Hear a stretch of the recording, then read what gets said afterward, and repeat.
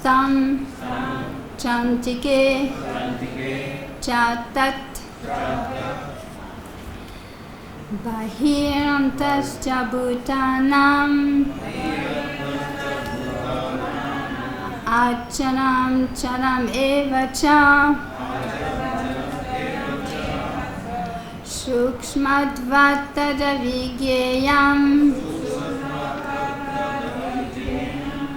Durastam Chantike Chatat Bahirantascha Bhutanam Acharam Charam Evacha Sukshmadvatad Avigyeyam Durastam Chantike Chatat. Please try to chant.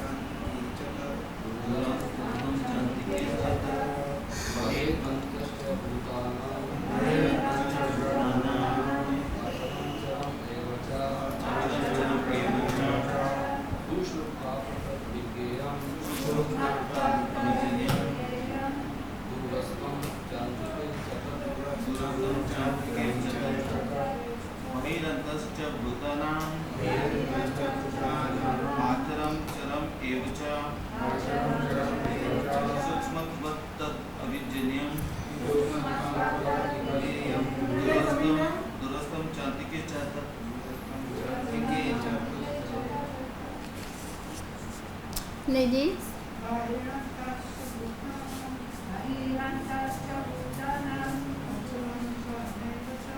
Acharam Charam Evacha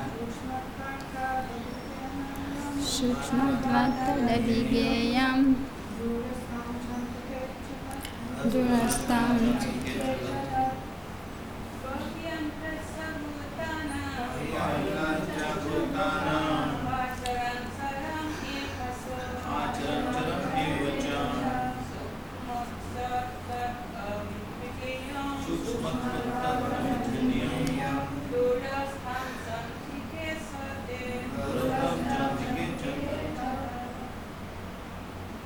Okay, so Bahi, outside, Antak, inside, Cha, also, Bhutanam, of all living entities, Acharam, not moving, Charam, moving, Eva, also, Cha, and Sukshmadvat, on account of being subtle, Tat, that, Avigyeyam, unknowable, Durastam, far away, Cha, also, Antike, near, Cha, and Tat, that. Translation by His Divine Grace Srila Prabhupada. The Supreme Truth exists outside and inside of all living beings, the moving and the non-moving. Because He is subtle, He is beyond the power of the material senses to see or to know. Although far, far away, He is also near to all. So we will repeat. The Supreme Truth exists outside and inside of all living beings, the moving and the non-moving. Because He is subtle, He is beyond the power of the material senses to see or to know, although far, far away, he is also near to all. Okay, we'll read the purport of His Divine Grace Srila Prabhupada. In Vedic literature, we understand that Narayan, the Supreme Person, is residing both outside and inside of every living entity. He is present in both the spiritual and material worlds. Although he is far, far away, still he is near to us.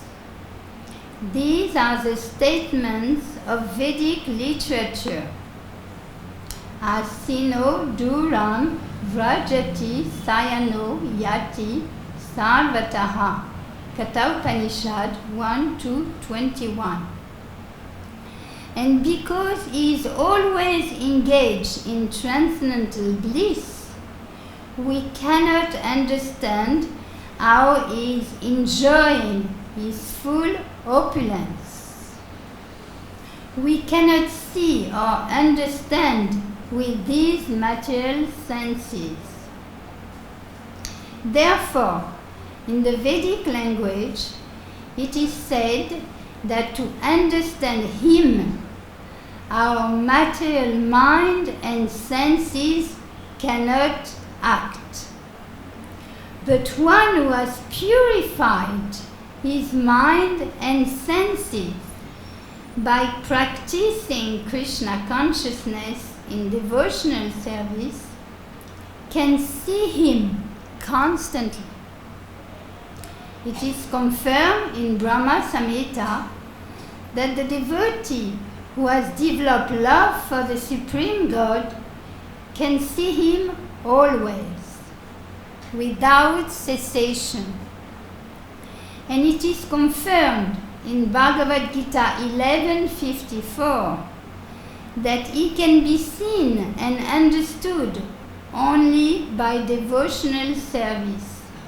Bhaktya Dvananyaya Sakya. I read again the verse.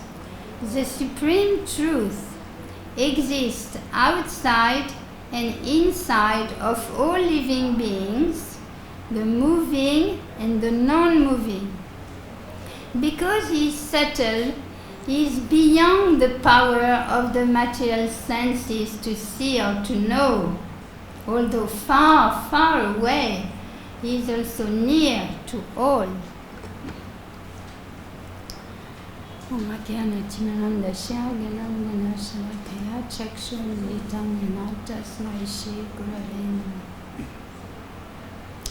am born in the darkness of ignorance, but with the torchlight of knowledge, my spiritual masters have opened my eyes.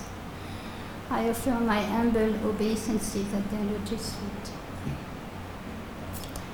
So here we are on the back cover of Bhagavad Gita.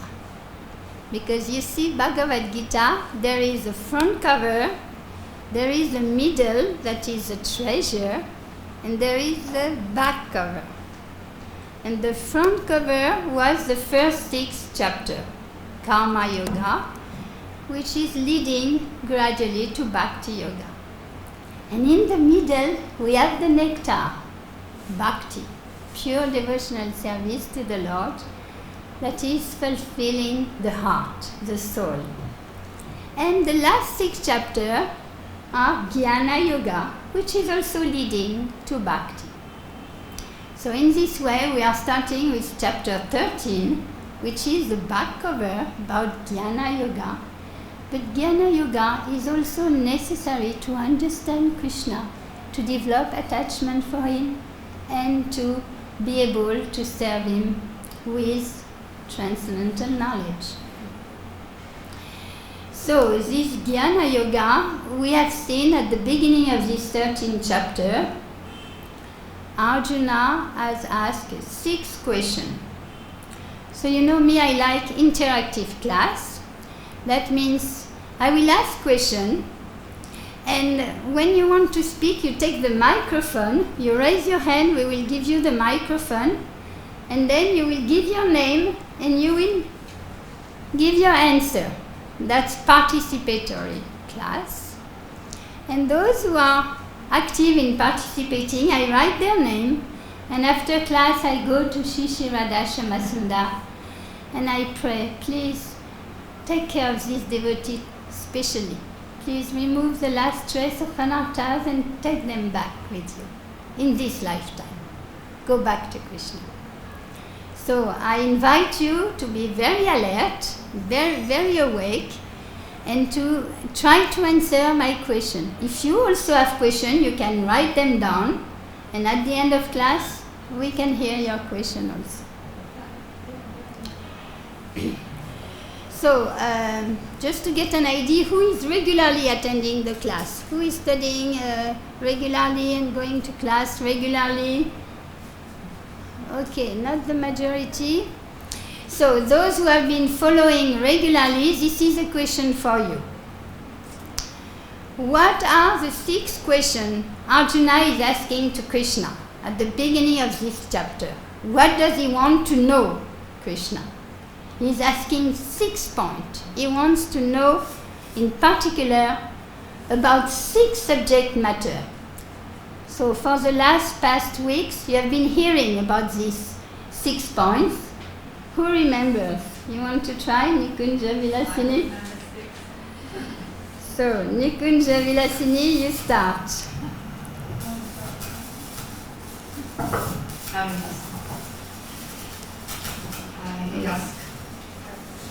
I don't remember the 6. Let's start. What is the field of activity?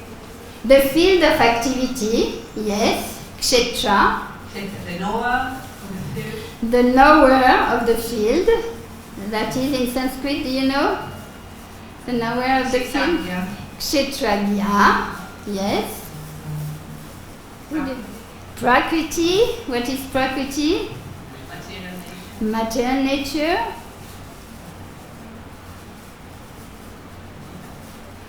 Not Jiva, it's not in the list, but something similar. You want to try? Purusha. So, what is your name? Sumesh. Purusha, who is not looking at the book and can try to guess which are the 3 missing. You want to try? Parvati Mataji?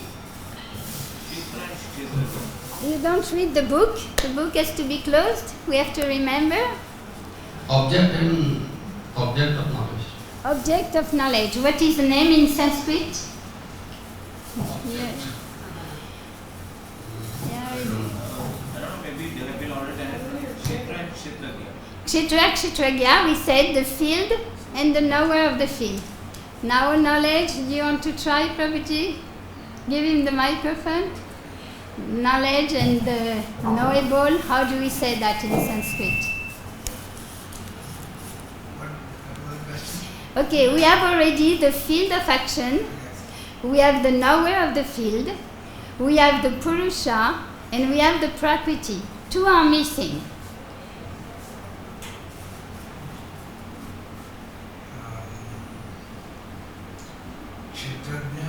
No, this we have said. No, the field we have said, Kshetra, Kshetragya. So the 2 missing are knowledge and the knowable. Do you know this name in Sanskrit? Knowledge and the knowable.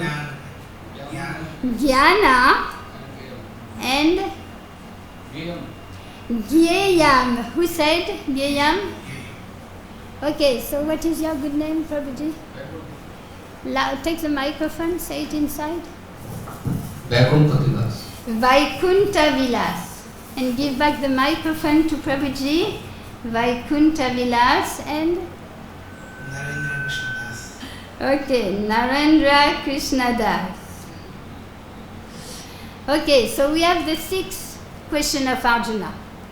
Kshetra, the field of activities. Kshetragya, the knower of the field. How many knower of the field do we have? 2. Okay, Parvati Mataji, 2 knower. Can you tell us who are these 2 knower of the field? Purusha? Paramatma is 1. Oh yes, please take the microphone. Okay, 2 knower of the field of action. It's called Kshetragya. So you are saying one is Paramatma and the other one is the Jiva or Atma. Yes. So Paramatma, the Supreme Lord, and Atma or Jiva, the individual living entities. These are the 2 knower of the field. There are also 2 Purushas, because the Purusha, the real Purusha is Krishna. Okay, Bhoktaram Yagatapasham is the beneficiary of all sacrifice, he is the supreme enjoyer. But the conditioned souls, they also want to enjoy. So they are imitating Purusha. Okay, they want to enjoy like Krishna. Fortunately, by trying to taste the fruits, they only find miseries. Because we are not meant for our own sense gratification, we are meant to serve the Lord. Okay, field of action, Kshetra, knower of the field, Kshetragya, Prakriti, material nature, Purusha, the enjoyer, Jnana, knowledge, and Jnaya, Jnayam, which is the object of knowledge. What we are supposed to know, what is to be known. Okay, so these were the 6 questions of Arjuna, and he has been answering. During all the class you have been hearing this last week, Krishna has been answering to Arjuna about Prakriti, material nature, 24 elements, how it works, and the gunas. Then he has been speaking about Purusha, the enjoyer. He has been speaking about Kshetra, the field of action, which is the body, and Kshetragya, the 2 knower of the field. And Prabhupada is comparing the knower of the field to a gardener, a farmer. He knows his field. Like the Jiva, the Atma knows the body as his field. But the Supreme Lord, he knows all the field of actions. So he is compared to the king. The king, he doesn't know only his palace, but he knows all the field in his kingdom. And Krishna, he knows the field perfectly of everyone. When we have difficulty to just know our own body and our own field. Okay. Kshetra, Kshetragya, Prakriti, Purusha, Jnana, Jnayam. So Jnana, we have seen Jnana. What is the meaning of knowledge? Raise your hand if you have any idea. What is knowledge? Take the microphone. So Vaikuntha Vilas, right? Again? Vaikuntha Patidas. Vaikuntha Patidas. Okay, knowledge. Knowledge means to know regarding the Supreme Personal Godhead is the real knowledge. To know about the personality of Godhead. Yes. Okay, that's one item of knowledge. It may include the soul as well as the super soul. We should know. Okay, to know the soul and the super soul. And their difference also. And their difference. That is called Jnayam. This is the object of knowledge. To know the soul and the super soul. My question was, what is knowledge? Gyan. So give the microphone if somebody else wants to try. I think there are so many things, which the Supreme Study of Godhead is told in Gita. This is knowledge, and so many characteristics. One of them is like tolerance, and so many things. Oh, this is the process to acquire knowledge. Yeah. Amanidvam. This is all the qualities required, verse 8 to 12, to develop knowledge. Okay. humility, all these qualities you are speaking, approaching a spiritual master, and all these qualities, they are requirement to get knowledge. That means it's a process of knowledge. My question is Gyan. What is the meaning of knowledge? Knowledge according to Krishna in Bhagavad Gita. What is knowledge? You want to try? Take the microphone. Narendra Krishna Das. Information about something, that's to know information about something, that's knowledge. To know what you are supposed to know, to be knowledgeable. To have knowledge, what it means, to know what. What you are supposed to know. Vedas, Krishna is not saying that. Who am I? Who is Krishna? Who is the living entities? Okay, the soul and the super soul, that is Gyayam, that is the object of knowledge. So, nobody has any idea in Bhagavad Gita, especially start on 2nd chapter? Yes? What is knowledge? Hare Krishna, this is described in text 8 to 12. This humility, prayerlessness, non-violence, tolerance. No, that is called the process of knowledge. That is the process of knowledge. My question is Gyan. What is Gyan? What is knowledge? No idea? Anybody else? Okay, give to Parvati Mataji. Jnana. What is Gyan? According to Krishna in Bhagavad Gita.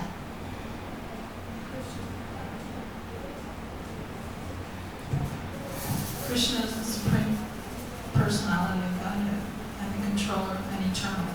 Okay, that's the object of knowledge. That's the object of knowledge? Gyayam. We have to know the super soul, we have to know God, and we have to know ourselves, Atma. This is the object of knowledge. What we are supposed to know, we are supposed to know God and ourselves, the soul and the super soul.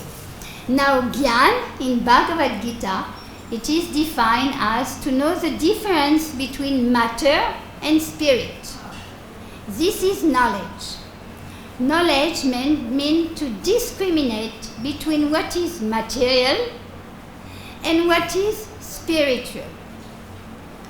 To know Prakriti, to know material energy, to know the soul and to know the super soul. To know the difference between them. To know the difference between matter and spirit. That is Gyan, knowledge.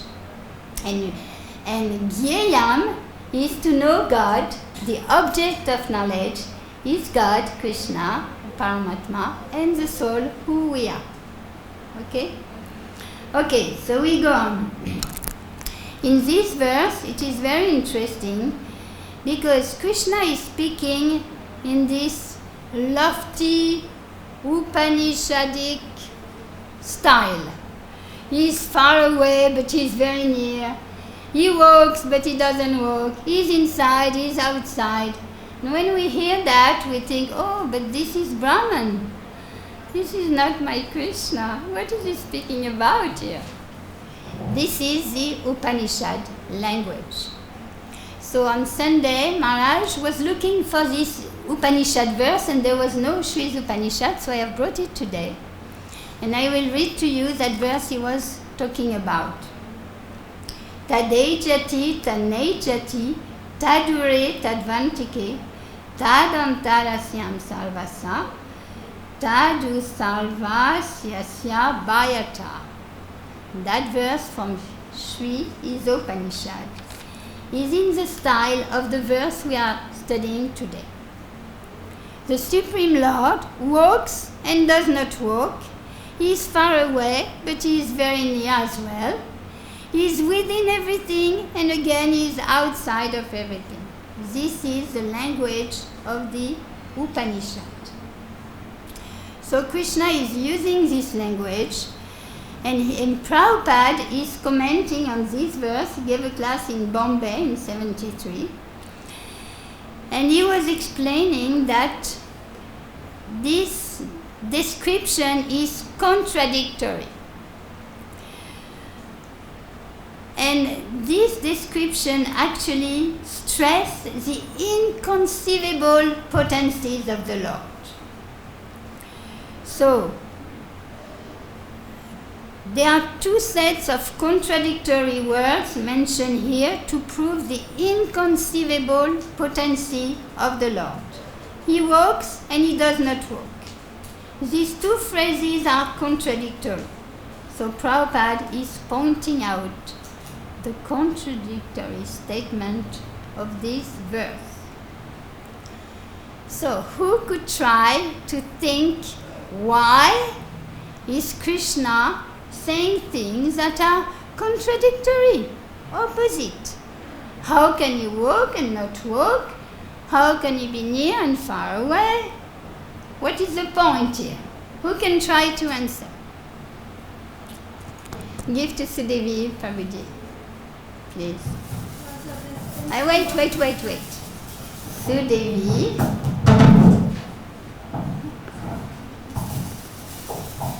Only because I had Sri Upanishad open, and it's because of his inconceivable potency.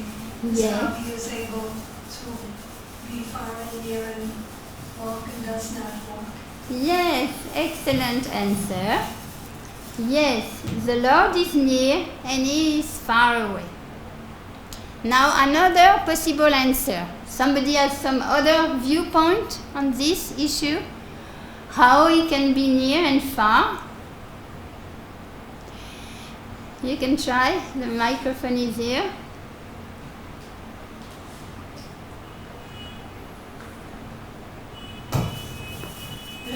The whole conception is beyond our material conception. Exactly. Perfect answer. With our material senses, there is no hope for us to understand the Lord. We are limited like in a jail, and we cannot go beyond the scope of our senses. We cannot even see what's going on in the next room, what to speak of seeing God. So our senses are limited, we are subject to mistakes, we have imperfect senses, we have tendency to cheat others. You see, we are illusions, so many imperfections. How can we know God? So here, the description is showing us that we cannot understand with our material mind, material senses, material conditioning, no ways to understand God. Now, what is the only way? What is the way to understand God? Raise your hand if you have any ideas. Please give the microphone. Parvati Mataji, you want to pass it on? So, this is Sumesh. Yeah. Sumesh, you will try to answer. How? Know God is to engage in the devotional service of God, and through Bhakti Yoga, when you develop love for God, you know everything about Him and you can see Him everywhere. Perfect answer. By devotional service only you can understand God as He is. So there is a beautiful verse in Bhagavad Gita. If you have your Bhagavad Gita, you can open on 1154. Bhaktyadvananyaya sakya hamevam vidojuna gyatum drastum chatadvena praveshtum sha parantapaha. So you can repeat after me. Bhaktyadvananyaya sakya ahamevam vidojuna gyatum drastum chatadvena pravestum cha parantapa. My dear Arjuna, only by undivided devotional service can I be understood as I am, standing before you, and can thus be seen directly. Only in this way can you enter into the mystery of my understanding. But this is a beautiful verse which explains to you the process to see Krishna. Often people say, show me God. Who is God? Did you ever see God? So here, if you have time, you will go through the purport of Srila Prabhupada, because it's highly edifying how Prabhupada is explaining the way to see God. And our acharyas have explained to us that because of our material senses, we cannot see Krishna personally, but Krishna is so merciful that he appears as his Archa Vigraha. He comes into the wood, into the stone, into the mind, into the sand, and he reveals himself so we can see him. Otherwise there is no hope for us. So this Archa Vigraha, this is not idol worship. Krishna is there in person, and he is waiting for us to accept our service. When is my devotee coming to see me? When is my devotee chanting my name? When is my devotee hearing my glories? When is my devotee giving me some flower or some fruit, something to eat or some nice clothes? Krishna is waiting for us. And in this most merciful form, he allows us to see him, to approach him, to love him, to serve him, to remember him. And the 9 process of bhakti that we are hearing every morning: Shravanam, Kirtanam, Vishnu Smaranam, Padanam, Archanam, Vandanam, Sakyam, Atmanivedanam. This process of bhakti yoga is the secret to see Krishna face to face. And for that, it starts with the process of knowledge, approaching a bona fide spiritual master and developing these qualities and being detached from home, family. We have all these 20 qualities in the 8 to 12. So, by Bhakti Yoga, we can approach Krishna. Now, what is also very interesting in this verse is that you have the word avigyeyam. Can you see that in verse 16? Avigyeyam. Do you see this word? So here we are speaking about gyeyam, the object of knowledge.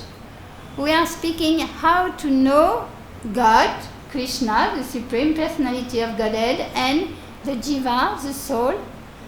And Krishna is using the word avigyeyam. What does that mean, this verse? Unknowable. So how are we going to be able to know if he is unknowable? You see, it's about the description of the knowable, the object of knowledge, and the verse says he is unknowable. So this is very challenging point. So, avigyeyam. Actually, Prabhupada is telling us that there is one way, very simple, to know God. Very simple way. And for that, he quotes from the Bhakti Rasamrita Sindhu. So, Bhakti Rasamrita Sindhu is a book of Srila Rupa Goswami. Prabhupada has made a summary, Nectar of Devotion.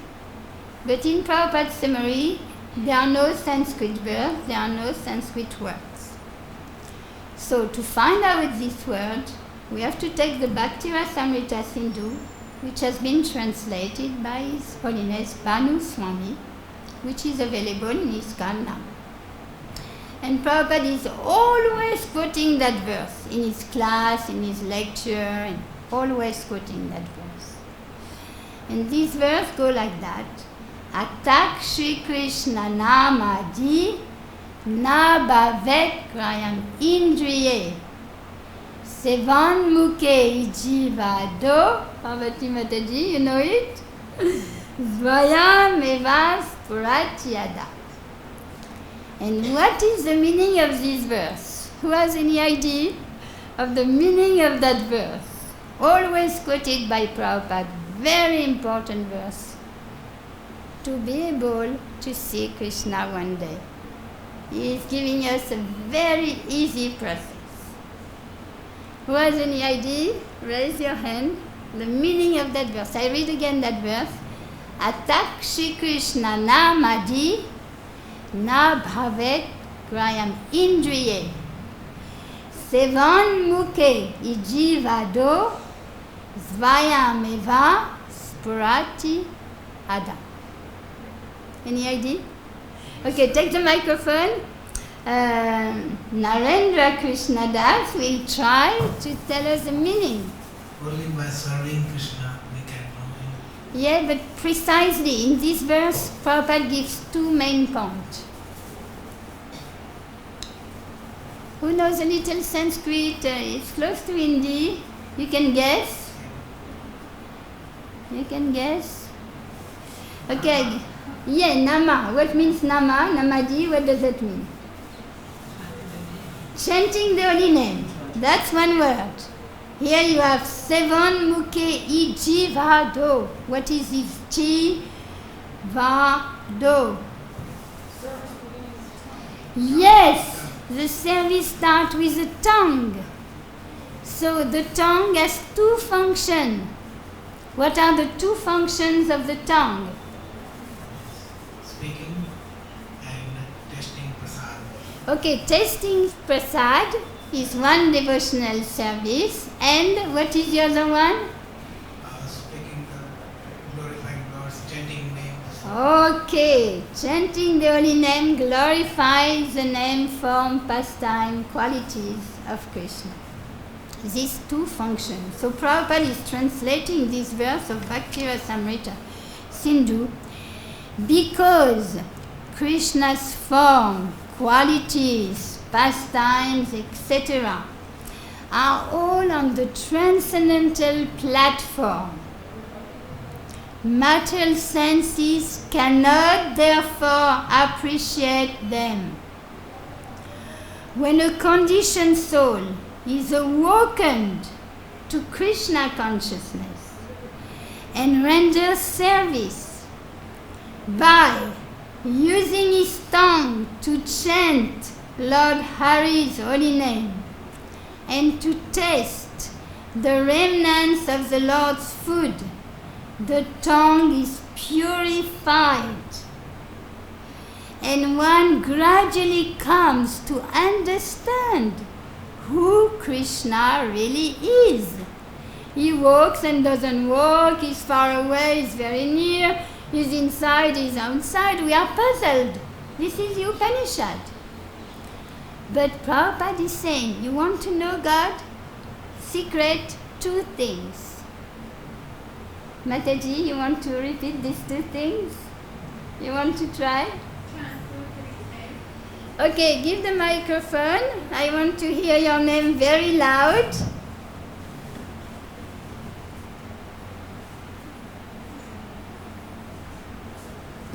Chant Lord Hari's name. First your name. First you give us your name. Bharati. Bharati Mataji. So, what are the secrets to know Krishna? To chant his name and to speak about him and taste his prasadam. Okay.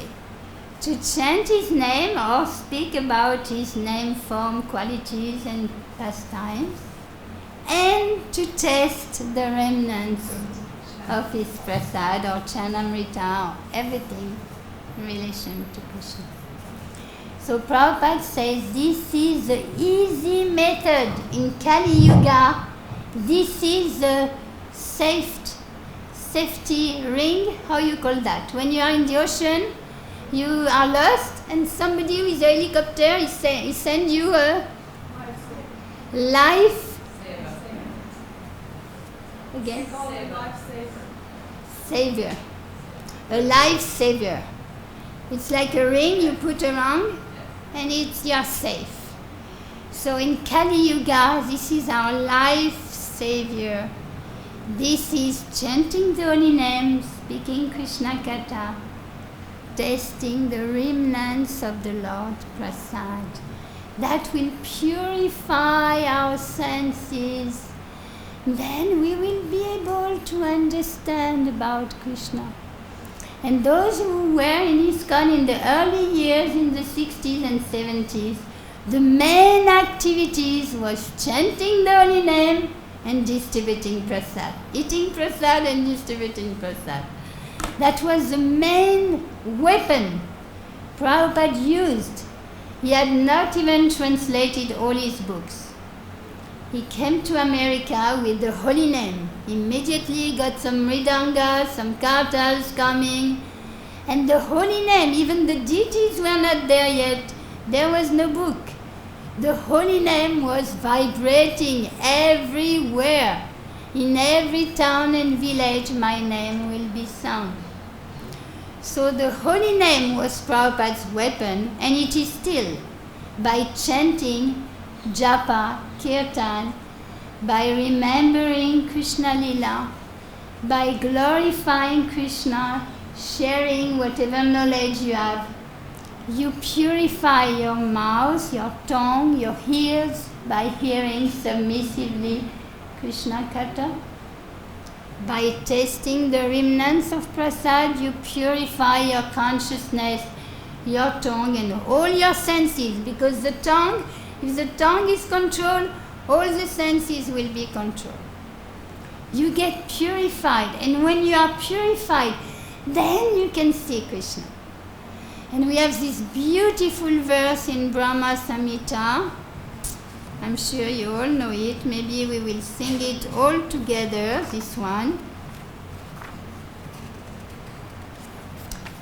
Premanjana churita bhakti vilochanena santaksa deva hridayeshu vilokayanti Yam Shama Sundaram Achincha Gunasvarupam Govindamadi Purusham Tamaham Bhajami. In this verse, Lord Brahma is explaining, I worship the Supreme Lord Govinda of beautiful dark complexion. We say it's the color of a cloud, a storm cloud, a cloud for thunder and big storm like we had here. Krishna is this dark cloud, very beautiful dark complexion. He is filled with inconceivable qualities. We have seen today Achintya means Krishna's unconceivable Shakti, energy and power, and whom the devotees constantly see in their mind, in their heart, during samadhi permeated with prema. Prema means love. You can see Krishna with love. When you serve Krishna with love, Krishna reveals himself to you, because Krishna is attracted by love. He's attracted by your offering, by your sacrifice, by your surrendering, by your submission, submissive hearing. You hear and you serve.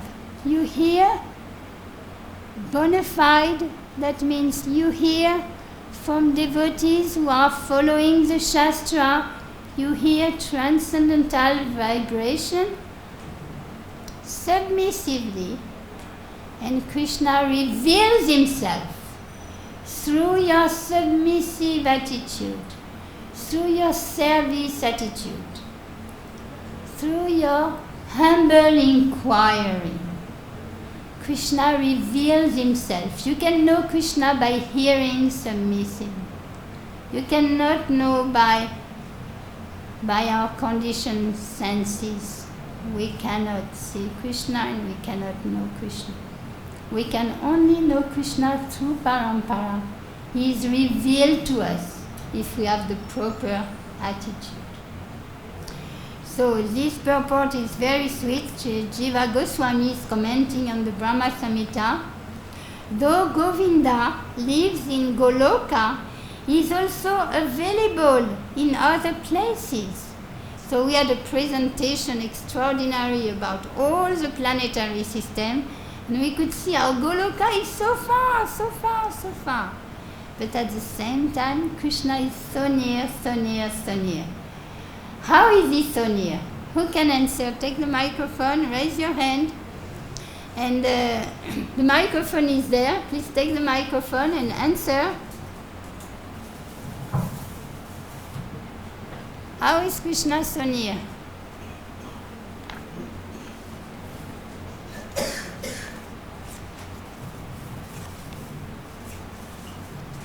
Krishna is so near because the Atma, inside us is a small part of the supreme, same Paramatma.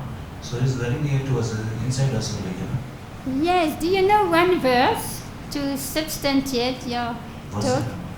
Who knows one verse about Paramatma? Please give me your name very loud. Vrindavanishwar Das. Vrindavanishwar Das. We are a small part of Krishna. Ansh in Sanskrit we call it Ansh of Krishna. Anu. Small Anu, or part of whole, that is super soul. We are a Yes. small soul. So that is how close to us, because he is watching us as super soul. Within us, he is within our heart.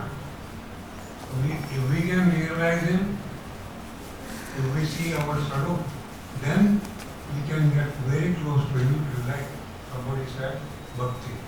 That is the only way. We can see him. Some people, they are not supposed to divulge. They say we have seen him, we are constantly seeing him. It's not only just for a moment. They see him all the time. And like you said, idols, we don't consider as statues. They are living entities, like persons. And we must have pure devotion. And that is how I feel about it. Hare Krishna. Hare Krishna. My question was, somebody knows a verse explaining that Krishna is in the heart, that Krishna is present in the heart. There are 3 or 4 verses in Bhagavad Gita that are always quoted by Prabhupada to tell us about Krishna in the heart. Who knows one? You know one? Okay, take the microphone. Aham sarvasa prabho matta sarva pravritam iti matva bhajante mam buddha vasana. Okay, that's one. Do you know the meaning of this one? Krishna is all providing. Something more? This verse, I am seated in everyone's heart, and from me comes remembrance, knowledge and forgetfulness. This verse is 15:15 of Bhagavad Gita. By all the Veda I am to be known, so knowable, and this is Krishna, the object of knowledge. Indeed, I am the compiler of Vedanta, and I am the knower of the Veda. So here, Sarvasya Chaham Ridi Sanivisto means I am seated in everyone's heart. That's one verse. Somebody knows some other verses often quoted by Prabhupada on Paramatma?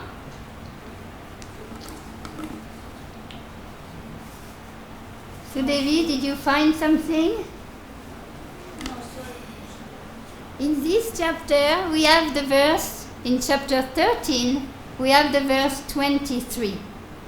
And that verse says, Upadras tanumantacha bhakta bharta bhakta maheshvara paramatmeti chapyukto dehismin purusha para.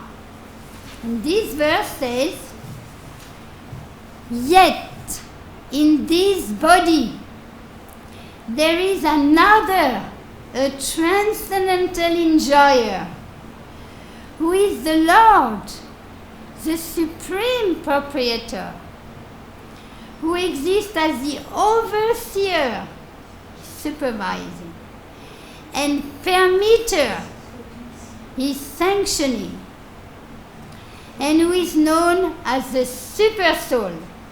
So this is chapter 13, verse 23. Very important verse, who tells you that Paramatma is the overseer, is supervising, is a permitter. He gives you permission, he sanctions all your desire according to how much you surrender unto him.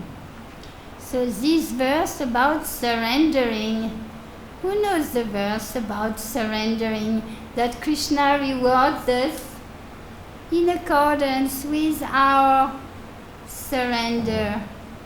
Who knows that verse? Louder, louder. No, okay, that's one verse about we have to surrender to Krishna, but there is one verse which says, as you surrender unto me, I reward you accordingly. Yes. Do you know where this verse is? In Bhagavad Gita? Do you know where it is? So this verse is 4:11, chapter 4, verse 11. This is a very beautiful verse. 4:11. For those who like to learn verse, I recommend you learn that one. Ye yata mam prapadyante tam stateva bhajami ham mama vart manuvartante manushya partasavashaha. As all surrender unto me, I reward them accordingly. Everyone follows my path in all respect, O son of Pritha. So very important verse. We need to surrender. So Krishna is the permitter, he is fulfilling all your desire, but as you surrender unto him, he rewards you accordingly. And the last very, very important verse on the super soul is in the 18th chapter, verse 61. 18th chapter, verse 61. And there, Krishna says, Ishvara sarva bhutanam riddeshe junatishtati brahmayam sarva bhutani yantra rudani mayaya. And this verse means the Supreme Lord is situated in everyone's heart. You see here again the super soul is seated there in your heart, very near, very, very near, inside your heart. There is God. I am situated in everyone's heart, O Arjuna, and Paramatma is directing. He is the one who is overseeing, permitting, controlling, enjoying, directing, is doing everything. So, the Supreme Lord is situated in everyone's heart, O Arjuna, and is directing the wanderings of all living entities who are seated as on a machine. This body, Kshetra, is like a machine, but we are the soul. And at the time of death, we leave the body. The body is just burnt, but the soul is eternal. and we are just in transit, and we are preparing to go back to Godhead. Right? This is our goal. So we are seated on a machine. That's Prakriti. That's the kshetra, the field. And knowledge means to know the difference between matter and spirit. To know the field, the body, matter, and to know the soul, spirit. I'm eternal. I'm a part and parcel of Krishna. Amsa, Anu, little parcel of Krishna. Ma me vamsa jiva loke, jiva bhuta sanatana. We are fragmental part of Krishna. We are now in this conditioned state, in this body, limited. But if we surrender, so as Prabhuji was saying, this beautiful verse of Bhagavad Gita, 1866, Sarva dhamam parityajya mamekam sharanam vraja aham vam sarva papebhyo mokshai samima suchaha. Abandon all varieties of religion and just surrender unto me. Hare Krishna, Krishna Krishna, Hare Hare, Hare Ram, Ram Ram, Hare Hare. You chant and you take prasad. Like this, you always remember Krishna, you get purified, and Krishna says, abandon all varieties of religion and just surrender unto me. I shall deliver you. I shall deliver you from all sinful reaction. You don't have to worry for your karma, past karma, bad karma. Finish. If you surrender to Krishna by chanting His name, by taking His prasad, you are washed away of all your karma. You become purified. And then you will be able to see Krishna. He's seated in your heart. Now you don't see Him. But if you surrender unto Him, He will reveal Himself to you. And you will see Krishna. Now you can see Him in the Archa Vigraha. You worship the Lord as a deity in the temple. But one day, you'll see Krishna face to face. Just like Narada Muni or Dhruva Maharaj, they were meditating on the Lord.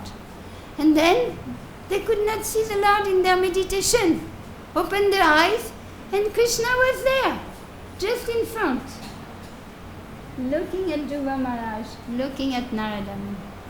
So Krishna can appear when He is pleased with the intensity of your desire, intense desire, greed, to know Krishna, to see Krishna, to love Krishna. You have to cultivate this intense desire by hearing, chanting, remembering, worshipping, having the lotus feet, etc. Very important.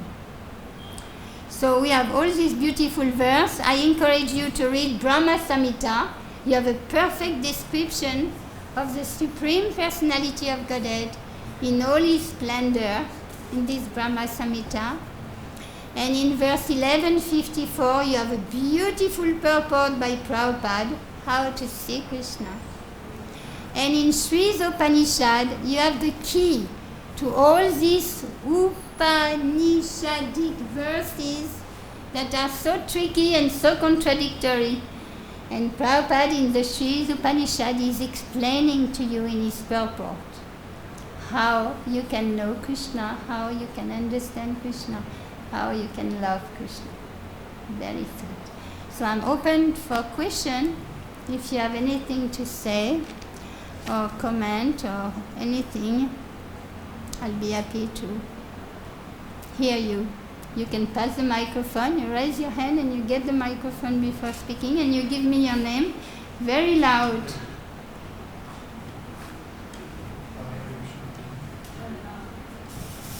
My name is Deepak. Your name? Deepak. Deepa, like the Deepa we Yes. offer to the Lord? Deepa. My question is, I want to know the verse where Krishna says that He reveals Himself in the Vigraha. he reveals himself in the Archa Vigra? That's a very good question. So, Pancharatra Vidhi.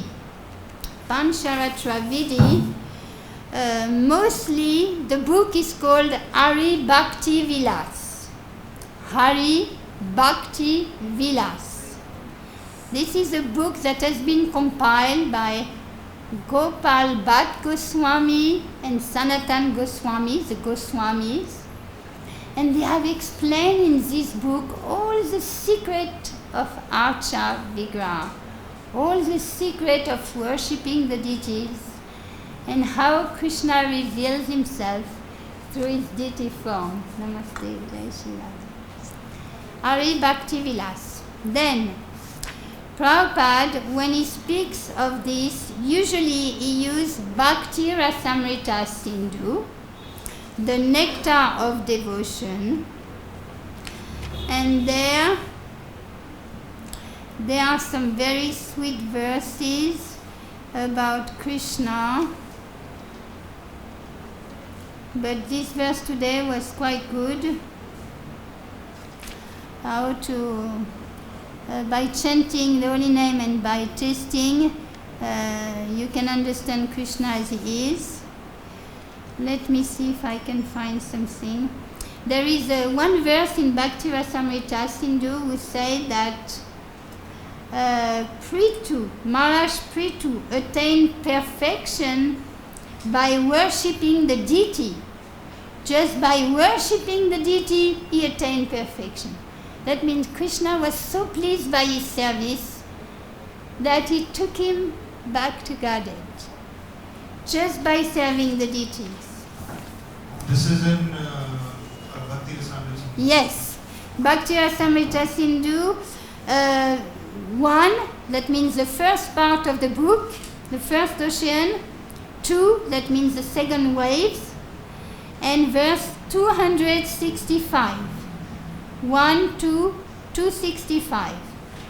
There you have the perfection of each devotee, and especially how Prithu, he went back to Godhead simply by worshipping the deity. And deity worship, Adoshwada. Oh no, there is also one verse by Rupa Goswami who says there are 5 items to go back to Godhead. And he's quoting, hearing the Bhagavatam, chanting the holy name, associating with devotees, living in the holy dham, and worshipping the deities. These are the 5 items, the formula for success. With these 5 items, you go back to Krishna in this lifetime. It's a condense of the whole Bhakti Rasamrita Sindhu. What was the last one, Mataji? After living in the holy dham? So, I say again, hearing the Bhagavatam, Shravanam, associating with devotees, sadhu sangha, chanting the holy name, Namruchi, living in the holy dham, Stali, and worshipping the deity, Archa, Vigraha, worshipping the deity, that's the part of the process, Pancharatrika Vidhi and Bhagavad Vidhi. We need both, like 2 rails, you know. The locomotive cannot go if there is only 1 rail. We need 2 rails to go straight. So Bhagavad Vidhi, you chant, you hear, you remember, and Pancharatra Vidhi, you remain pure, you remain Vedic, Vaishnav, you follow the rules and regulations, you don't commit offenses. That is Pancharatrika Vidhi, and you have all the secret in Hari Bhakti Vilas. In these 5 items, it's sadhu sangha, it's association of devotees. Especially devotees who have the same nature as you, that you feel close, you feel intimate to share confidentially. You have the same mood, mellows, rasa. by worshipping deities, do you mean that worshipping them in your home or coming to the temple and worshipping? Very good question. So worshipping the deities, you have different standard of worship. You can start, there are different ways. Often the devotees, they are working outside and they come to the temple. And they worship the Lord by attending arti. They see the pujaris offering arti. They see the gorgeous outfit. They take the remnants of the Lord's prasad. They chant with all the devotees. This is worshipping the deities. You worship in satsang. In the association of devotees, you worship the deities. That's perfect. You can do that. If you live a little far from a temple, you can have your own deities at home. But for that, I recommend that first you take shelter of Sri Guru, and the spiritual master will initiate you into the mantras and the proper standard of deity worship. But often we see the children, they start with some little deities, and they start practicing by offering food, saying prayer, by putting the deities to rest in their little bed, or by waking them up in the morning. So you can also start preparing yourself for real deity worship when you will have your spiritual master, when you will have Diksha, Brahmin initiation. But at home you can start, and especially Gaunitai, they are worshipped by Kirtan. So if you chant the holy name at home with your little Gaunitai dancing, Krishna is very pleased. And Krishna will come in your home. He will be there with you. By chanting the holy name, by hearing the Bhagavatam, by offering prasad and tasting the remnants, you invite the Lord in your house. That's also wonderful.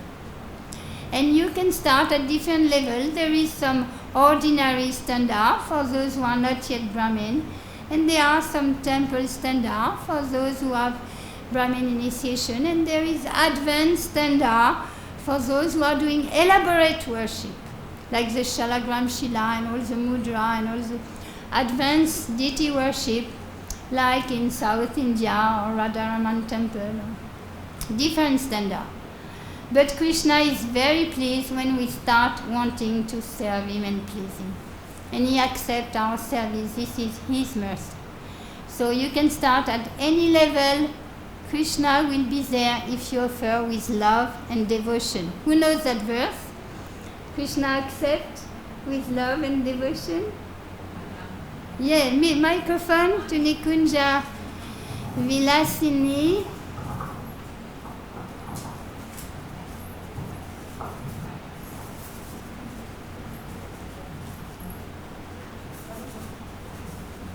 Patram pushpam param tuyam yome bhakti prayasati.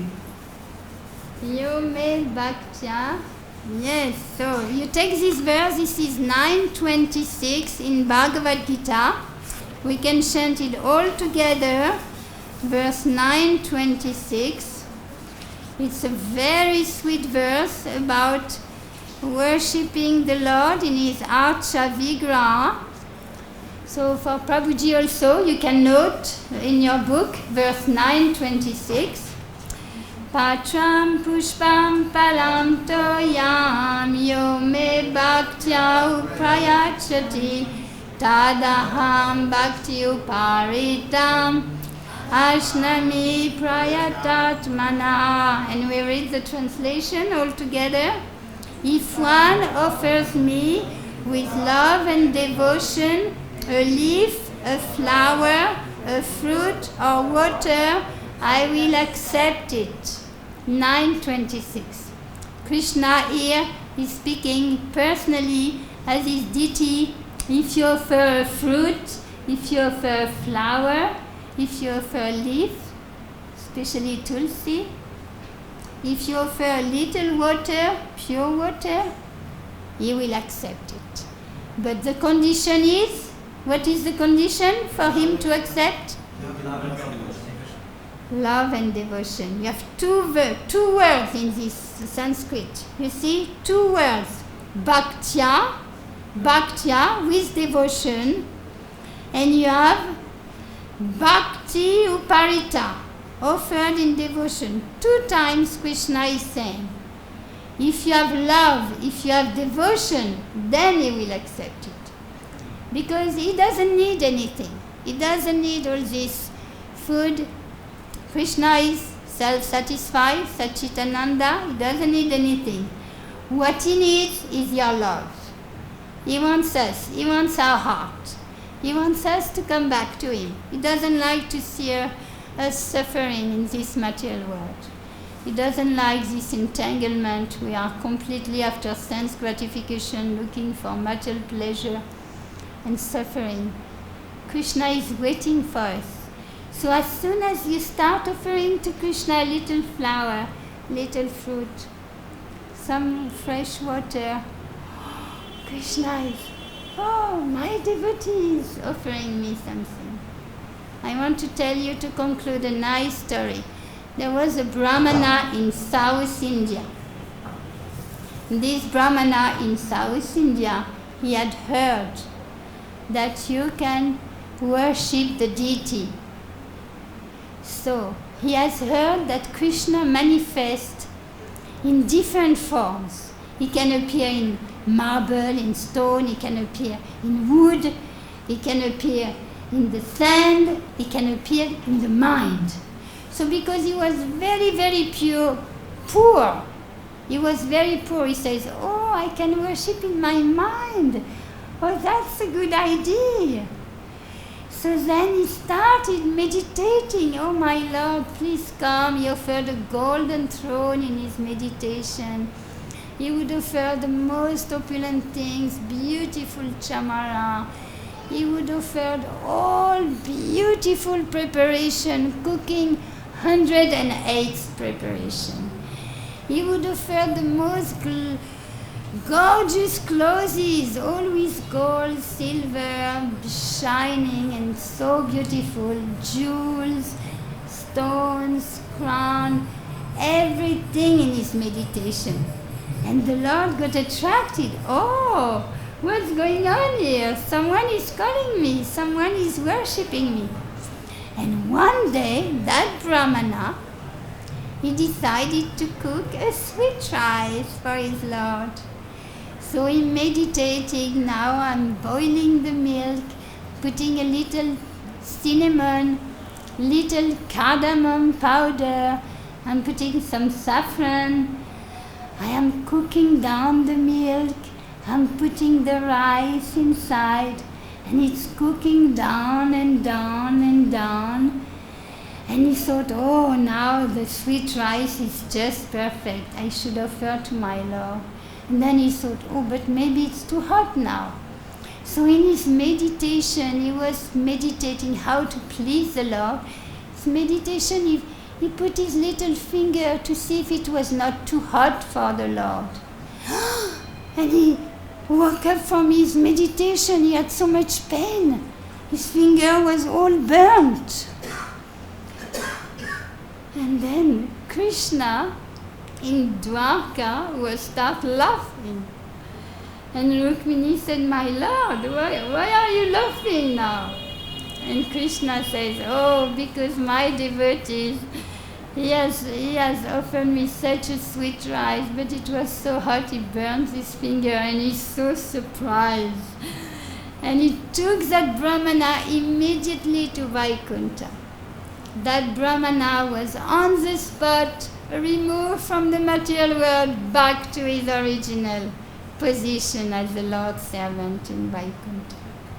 So you see the power of meditation on the Lord's Vigraha, and how by offering items to the Lord, you attract the attention of the Lord, you attract the mercy.